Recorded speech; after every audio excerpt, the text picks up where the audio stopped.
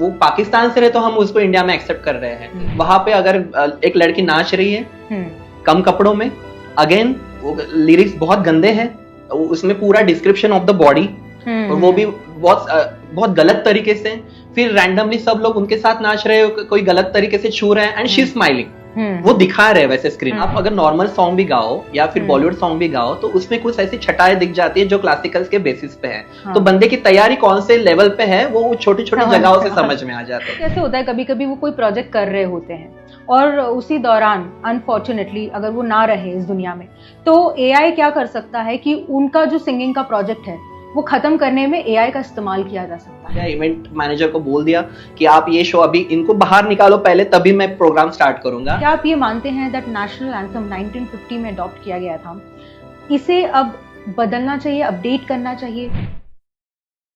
नमस्ते, मेरा नाम है पूनम पांडे और फील फ्री दोस्तों में आप सभी का बहुत बहुत स्वागत। आज के जो हमारे गेस्ट हैं उनका नाम है लोकेश राव।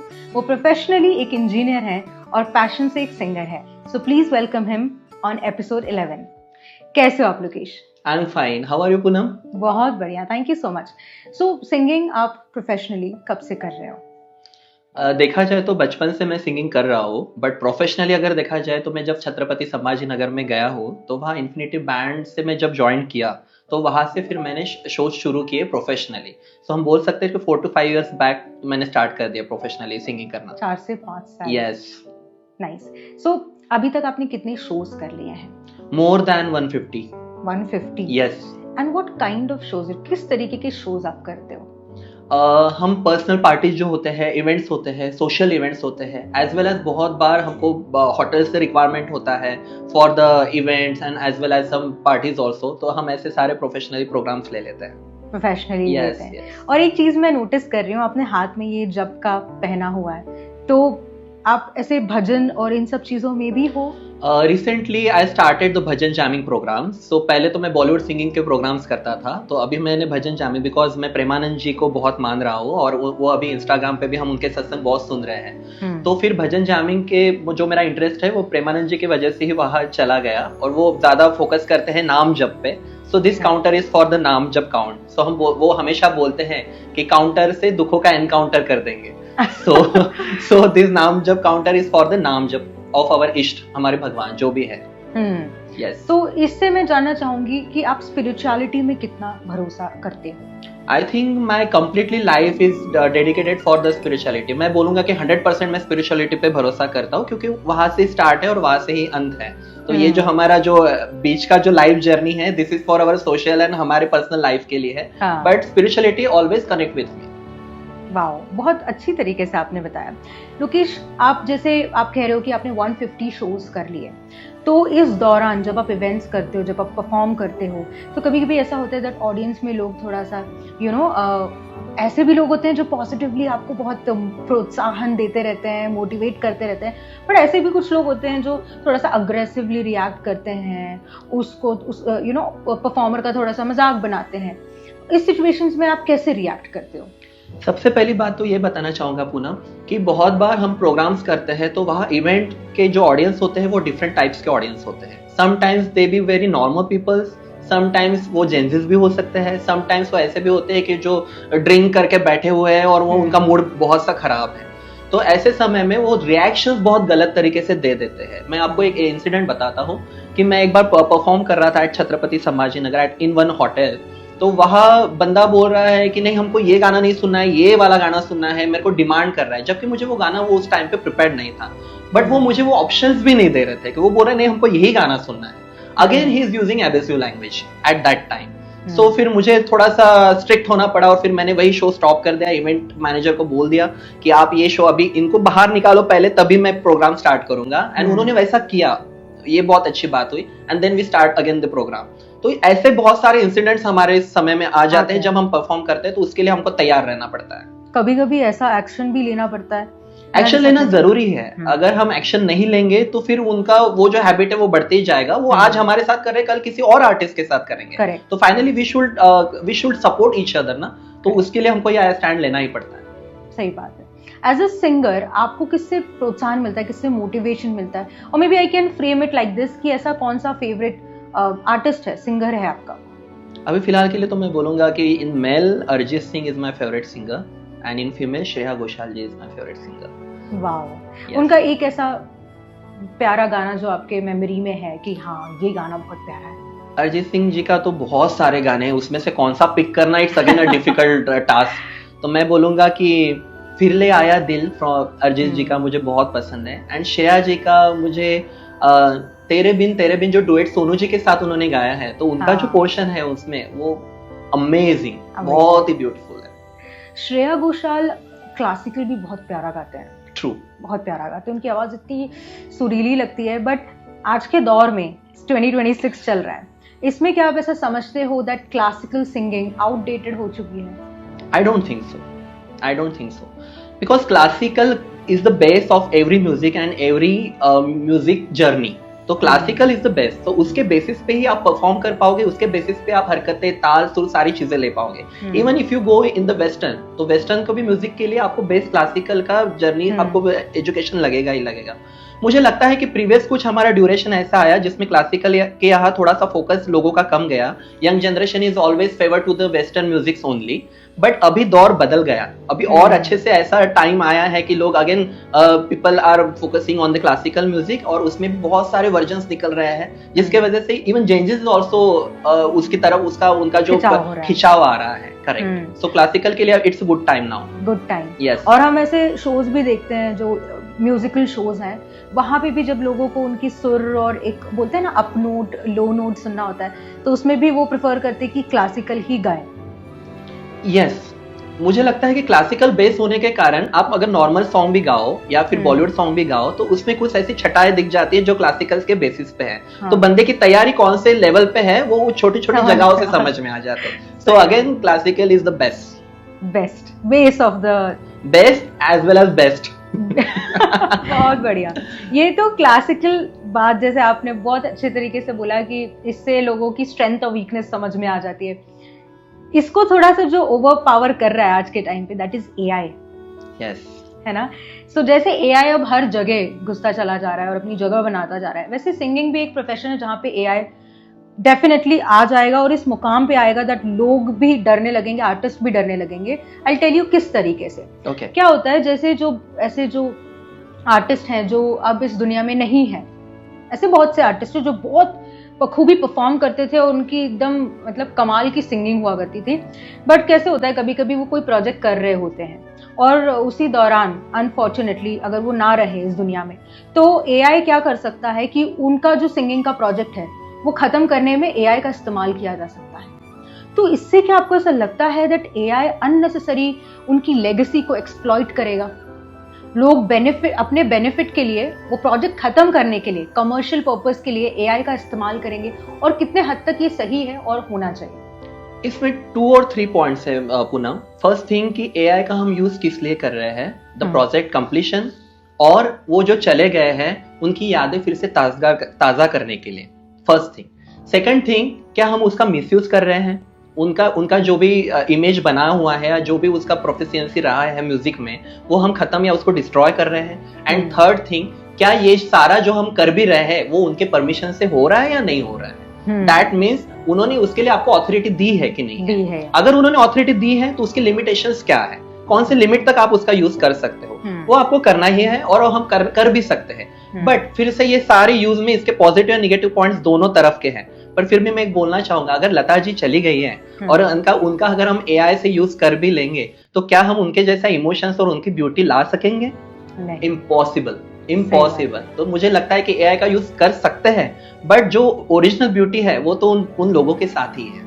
सही बात है। ये जो आपने इतने दिग्गजों के नाम लिए अभी से, लता जी हो गए, रविंद्रनाथ टैगोर जी, यस, इन्होंने 1950 मतलब इन्होंने नेशनल एंथम लिखा था, जन गण मन, और 1950 में इसे as a national anthem accept किया गया, अडॉप्ट किया गया। इससे एक थोड़ा सा क्वेश्चन और आपका पॉइंट ऑफ व्यू मैं समझना चाहूंगी लोकेश, दैट क्या आप ये मानते हैं दैट नेशनल एंथम 1950 में अडॉप्ट किया गया था, इसे अब बदलना चाहिए, अपडेट करना चाहिए? आपका सवाल थोड़ा सा मुझे क्लैरिफाई कराना है कि आप कौन से वे में उसको चेंज करना चाहते हैं। First thing, in the lyrics, और in the compositions of music, जो भी हमने उसको सुर लगाया है, ताल लगाया है, जिस तरह से उसको कंपोज किया गया है, तो ये दोनों तरफ से आप किस वे में उसको चेंज करने के लिए पूछ रहे हैं आप मुझे? हर तरीके से। तो मुझे लगता है फिर किसी में भी चेंज नहीं होना चाहिए, बिकॉज जो लिखा गया है वो बहुत दिग्गजों से लिखा गया है, बहुत ही सुंदरता से लिखा गया है। उसमें अगर हम चेंज ला भी लेते हैं तो मुझे नहीं लगता कि इतना ब्यूटीनेस हम ला सकेंगे। और रही बात कंपोजिशन की, तो सुनने में हमने बचपन से वो सुना हुआ है, तो उसमें अब हम कोई चेंज बिल्कुल टॉलरेट नहीं कर पाएंगे, क्योंकि इतना सही से वो बनाया है और it's already 100% perfect. So I don't think so कि उसमें कोई चेंज आना चाहिए। और ऐसा कहते हैं कि कुछ चीज जो पुरानी है उसे वैसे ही रहने देना चाहिए, उसी में उसकी ब्यूटी है। यस, हम बहुत बार बोलते हैं ना घर में बातें करते समय, ओल्ड इज गोल्ड, तो sometimes old is really gold. सही बोला आपने। जैसे नेशनल एंथम की तो हमारी बात, और आपकी जो पॉइंट ऑफ व्यू है वो मुझे मिल गया। एंड इससे थोड़ा सा डेविएट होके मैं इस टॉपिक पे आना चाहूंगी, जो आज का दौर है बॉलीवुड। यहाँ पे ऐसे सॉन्ग्स बनते हैं, ऐसे लिरिक्स बनते हैं, ऐसे रिलीज होते हैं सॉन्ग्स, लिखे जाते हैं, गाए जाते हैं, जहाँ पे विमेंस को ऑब्जेक्टिफाई किया जाता है, सेक्शुअलाइज किया जाता है। जैसे कुछ सॉन्ग्स है, जैसे तू चीज बड़ी है मस्त मस्त, इसको यहाँ पे ऑब्जेक्टिफाई किया गया है वुमेन को। एक अभी रिसेंट एक सॉन्ग रिलीज हुआ था जहाँ पे नोरा फतेही और संजय दत्त ने सॉन्ग परफॉर्म किया था, जिसमें दोनों वहाँ पे हैं, और वो गाना यूट्यूब ने रिमूव किया है प्लेटफॉर्म से, जस्ट बिकॉज वो थोड़ा सा सेक्शुअलाइजिंग है और वुमेन को गलत तरीके से पोर्ट्रे किया जा रहा है, उसमें लिरिक्स का गलत इस्तेमाल है। ये तो अभी का टाइम है, ऐसे पहले भी 90s में सॉन्ग बनते थे, जैसे चोली के पीछे क्या है, चोली के पीछे। सो ये आपको लगता है दैट क्योंकि लोग कमर्शियल पर्पस की वजह से लिरिक्स जो बनते हैं वैसे बना रहे हैं, सिंगर्स गा रहे हैं, क्या आपको नहीं लगता दैट लोगों ने केयरफुल होना चाहिए अबाउट दिस? सबसे पहले तो हमारे सिनेमाज में जो भी फिल्में आती है या जो भी म्यूजिक आता है, वो सबसे पहले सारे लोग देखते हैं, उनसे इन्फ्लुएंस हो जाते हैं। उनको लगता है कि जैसे हीरो बिहेव कर रहा है वैसे ही हम बिहेव करें तो हम भी हीरो बन जाएंगे। तो वो सारा इम्पैक्ट हम अपने जनरल लोगों पे भी देखते हैं। अगर वही देख रहे हैं कि वहां पे अगर एक लड़की नाच रही है कम कपड़ों में, अगेन लिरिक्स बहुत गंदे हैं, उसमें पूरा डिस्क्रिप्शन ऑफ द बॉडी, और वो भी बहुत गलत तरीके से, फिर रैंडमली सब लोग उनके साथ नाच रहे हो, कोई गलत तरीके से छू रहे हैं, एंड शी स्माइलिंग, वो दिखा रहे हैं वैसे स्क्रीन पे, तो व्हाट इज द मीन? अभी लोग उसको देखेंगे तो वो क्या, उनको वो फेयर लगने लगता है।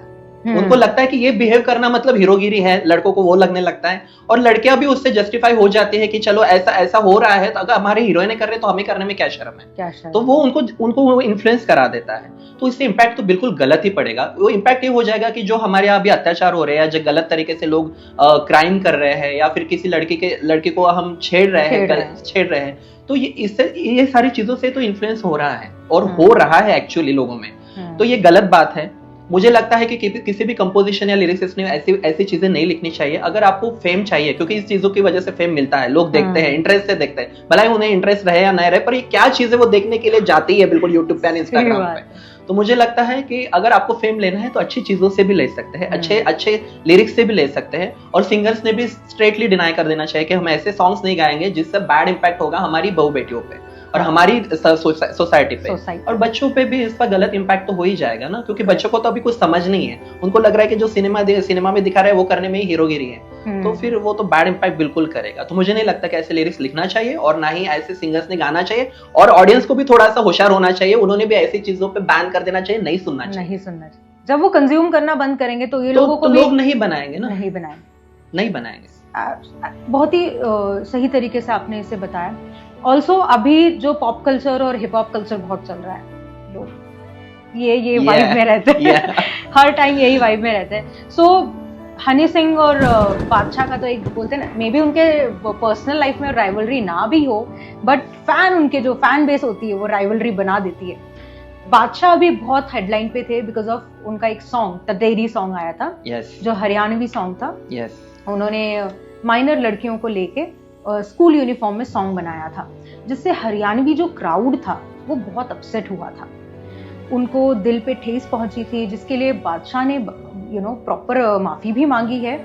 बट यस, इवेंचुअली उन लोगों को ये वो कम्युनिटी को उस चीज से तकलीफ पहुंची। तो ये आपने बहुत सही बोला दैट कम्युनिटी को दुख पहुंचता है, तकलीफ पहुंचती है। इस पे आपका क्या पॉइंट है? मुझे लगता है ये सवाल सिर्फ हरियाणा के लोगों का या फिर कम्युनिटी का नहीं है। अगर उन्होंने स्मॉल बच्चे जो अंडर 18 गर्ल्स है उनको डांस करते हुए दिखाया है, अगेन जो उन्होंने वर्ड्स यूज किए हैं तो they are described in the positions of गलत। ये जो सवाल है स्पेसिफिक कोई रीजन या एरिया की तरफ से नहीं है या उसके लिए लिमिटेड नहीं है। ये पूरा सवाल ही कंप्लीटली, अगर माइनॉरिटी गर्ल्स है, 18 साल की उम्र की लड़कियां हैं जिनको आप बस के ऊपर चढ़ा के नचा रहे हो, and again we are using abusive language, वो लिरिक्स यूज कर रहे हो जिसमें आप उसको प्रताड़ित करने की बातें कर रहे हो फॉर द गर्ल्स जो भी छोटी है। तो ये जो प्रॉब्लम है, ये जो लिरिक्स में प्रॉब्लम हुआ है, जो भी आप मैसेज दे रहे हो सोसाइटी को, this is not only specifically for limited area, ये पूरे लोगों के लिए ही इम्प्लीमेंटेड है। तो मुझे लगता है कि इस पे आपत्ति सारे भारत के लोगों ने करना चाहिए। भारत ने ही क्यों, जो भी लोग ये गाने को समझ पा रहे हैं उन सब ने आपत्ति करना चाहिए।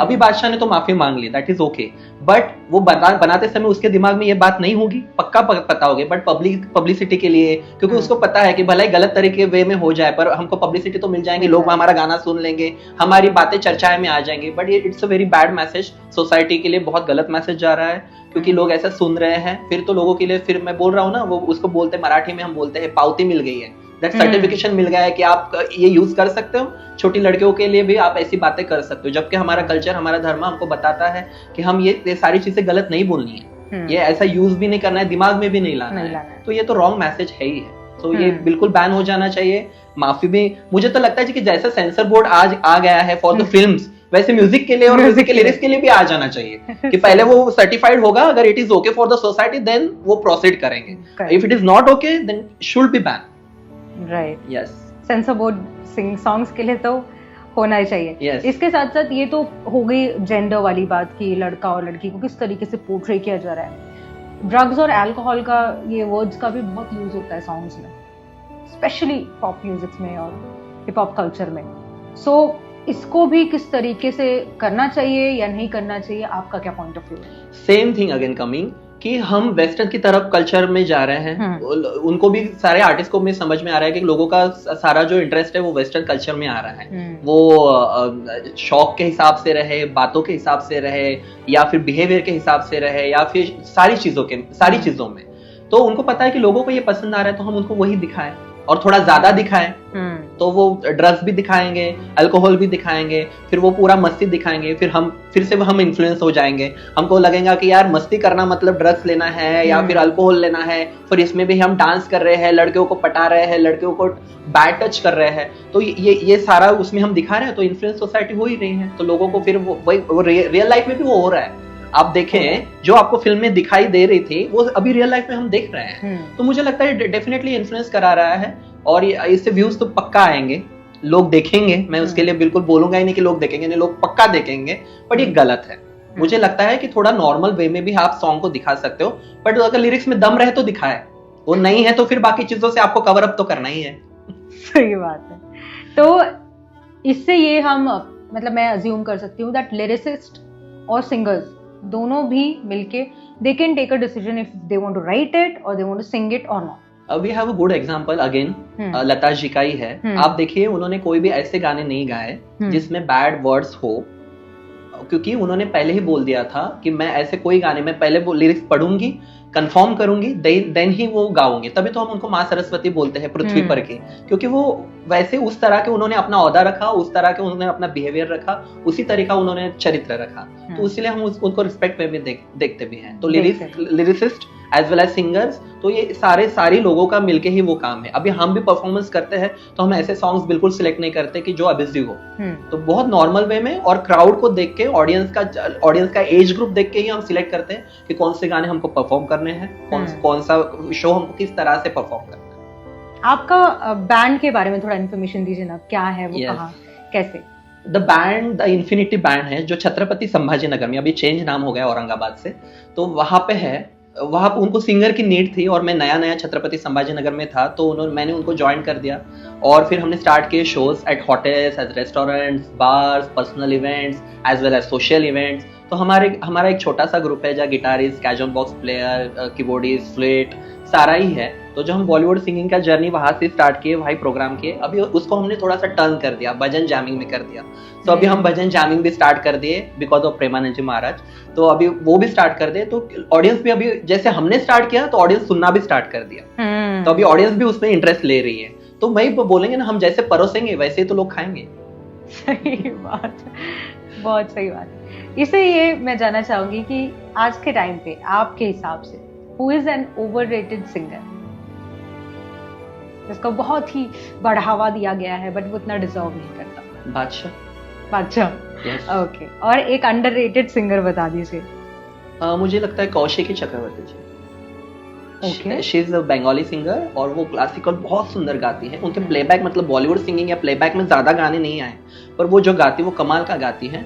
अभी वो इंस्टाग्राम पे थोड़ा सा ज्यादा लोग उनको सुनना चालू किए हैं, बट मुझे लगता है कि वो जितना उनको मिलना चाहिए था उतना फेमस वो अभी और होना चाहिए, और सबने सुनना चाहिए। वो फेमस है ऑलरेडी, बट सबने सुनना चाहिए। एक बार और हमारे लिए उनका नाम बताइए प्लीज। कौशिकी चक्रवर्ती जी।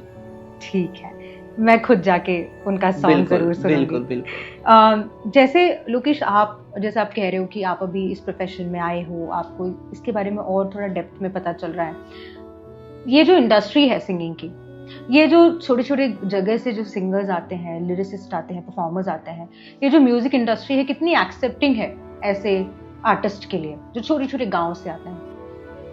मुझे लगता है कि इतना बढ़ावा उनकी तरफ से नहीं आता है फॉर द जो स्मॉल टाउन से आते हैं, और उनको एक्सेप्टेंस तो नहीं बोल पाएंगे, बट इतना उनको वो अप्रोच भी नहीं करते।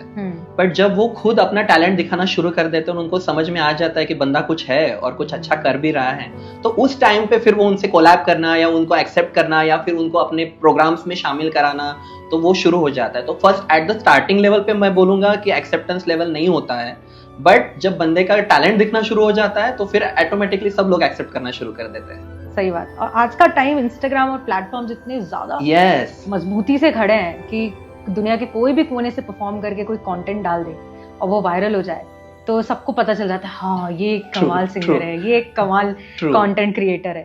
ये तो है। इससे ये भी मैं जानना चाहूंगी कि जो LGBTQ+ आर्टिस्ट हैं, जो है और बहुत बखूबी परफॉर्म करते हैं, उनको म्यूजिक इंडस्ट्री कितना एक्सेप्ट करती है? क्योंकि एक एग्जांपल है, सुशांत दिवगीकर मुंबई से हैं। अगर आपने उनको कभी सुना होगा, वो फीमेल की भी वॉइस इतनी कमाल की निकालते हैं और स्विच करके मेल की भी आवाज बहुत अच्छे से निकालते हैं। तो कितना उन्हें एक्सेप्टेंस है? मुझे लगता है कुछ ऐसे क्षेत्र है जैसे आर्ट, एजुकेशन, ये ऐसे कुछ क्षेत्र हैं जो किसी भी बाउंड्रीज में बंधे हुए नहीं हैं, जो वो ना जेंडर के बेसिस पे है, ना ही वो एरियाज के बेसिस पे है, ना कल्चर, आप कौन से बैकग्राउंड से आते हैं वो नहीं देखा जाता है। शायद स्टार्टिंग फेज में उनको प्रॉब्लम्स होती होंगी, लोग एक्सेप्ट नहीं करते होंगे या फिर लोग उनको काम नहीं देंगे स्टार्टिंग फेज में because of that boundaries. But हम बोलेंगे कि जब उस बंदे का टैलेंट दिखना शुरू हो जाएगा तो वो कौन से भी बैकग्राउंड से रहो, इसके लिए हम बाउंड्री नहीं रख सकते हैं।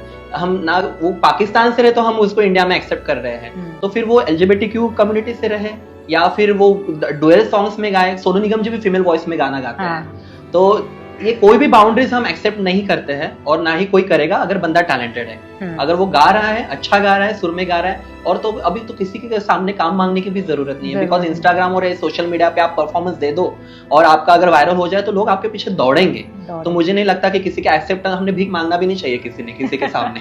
तो अपना टैलेंट दिखाओ और अपना काम ले लो बस। ये प्लेटफॉर्म का जो आपने ताकत वाली बात कही, बहुत सही कही। बट अभी भी ऐसे लोग हैं जो जिनके पास टैलेंट कम होता है बट मार्केटिंग स्ट्रैटेजी एकदम तगड़ी होती है सोशल मीडिया प्लेटफॉर्म पे, और कुछ ऐसे आर्टिस्ट हैं जिनके पास टैलेंट भरपूर है बट वो मार्केटिंग पे बिलीव नहीं करते। एक एग्जांपल देना चाहूंगी, अरिजीत सिंह खुद एक एग्जांपल है जो मार्केटिंग पे ज्यादा बिलीव नहीं करते बट उनका टैलेंट इज माइंड ब्लोइंग। एक बॉलीवुड एक्टर है यामी गौतमी, वो खुद भी ज्यादा मार्केटिंग पे बिलीव नहीं करती, ज्यादा सोशल इवेंट्स में एक्टिव नहीं है, बट अगर हम उनकी मूवी देखी तो बखूबी एक्टर, एकदम कमाल की एक्टर है बिल्कुल। सो इस पॉइंट पे आप क्या बोलना चाहोगे? मुझे लगता है कि टैलेंट है, अगर बंदा अच्छा टैलेंटेड है और उसका मार्केटिंग नहीं होगा तो टाइम लगेगा बट बंदा फोकस में आ जाएगा। अगर उसमें टैलेंट नहीं है और मार्केटिंग अच्छा हो रहा है, वो भी फोकस में आ ही रहा है बट थोड़ा नेगेटिव वे में, लोग उसको हंसी के तौर में देख रहे हैं, फिर भी वो फेमस हो रहा है, उसका तो प्रोग्रेस हो रहा है हर चीज में, बट वो टैलेंट के हिसाब से उसका ग्रो नहीं हो रहा है, वो मजाक के दरमियान में उसको लोग देख रहे हैं। मुझे लगता है एक थर्ड ऑप्शन पूनम हमने ऐड कर देना चाहिए, with the good talent and with the good marketing. अगर ये भी अगर दोनों कॉम्बिनेशन हो जाए ना तो बंदा टैलेंटेड भी रहे और फेमस भी बहुत तगड़े से हो जाए। सही बोला आपने, दोनों भी अगर मिल जाए तो फिर तो बेस्ट हो जाएगा, गुन ही है। बिल्कुल। आपको क्या लगता है that internet, how much internet has impacted singer का जो बिजनेस है, उसको कितना इम्पैक्ट किया इंटरनेट ने? मुझे लगता है कि 99% तो पूरा जो इंडस्ट्री जो अभी इम्पैक्टेड है बिकॉज ऑफ द इंटरनेट, क्योंकि ज्यादातर काम वहीं पे हो रहा है, वहीं से आपको शोज आ रहे हैं, वहीं का आपको काम आ रहा है, वहीं से आपके कॉन्टैक्ट्स बढ़ रहे हैं, आप कम्युनिटी में ऐड हो रहे हो, वहीं से आपके पहचान बढ़ रही है, लोगों से आपका चयन बढ़ रहा है।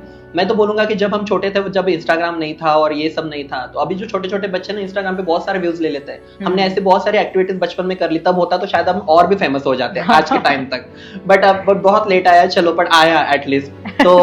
तो मुझे लगता है कि कंप्लीटली कवर्ड बाय इंटरनेट, उस पे ही डिपेंडेंसी है और उस पे ही सारा अभी डिपेंडेंट है, काम भी उससे ही है। सारी चीजें अगर आप ग्रो कर सकते हो, not only for the artist, for every kind of business, तो उसके लिए इंटरनेट 100% अपना इन्वॉल्वमेंट दे रहा है। सही है। आपने जैसे कहा कि बच्चे आजकल कंटेंट बनाते हैं, व्यूज बहुत अच्छे जाते हैं, सो अब तो इंटरनेट इतना पावरफुल हो चुका है, बट एक अपना जो दौर था जब पेरेंट्स भी थोड़ा सा झिझकते थे कि ये क्यों कर रहे हो, थोड़ा सा अपने प्रोफेशन मतलब इंजीनियर बन जाओ, डॉक्टर बन जाओ। आपके पेरेंट्स ने जब उनको आपने बताया होगा, कन्वे किया होगा कि मुझे सिंगिंग में इंटरेस्ट है, तो तब कितना सपोर्ट करते थे और अब क्या चेंजेस हैं उनमें? मुझे लगता है कि हमारे टाइम में ना पेरेंट्स के लिए सिर्फ कुछ ही प्रोफेशन थे, जो था नौकरी करना 9 to 5 वाला, और अपना पेमेंट लेना और अपने पैर पे खड़े हो जाना, that is the basic thing. ये अपने पैर पे खड़े होने की डेफिनेशन थी।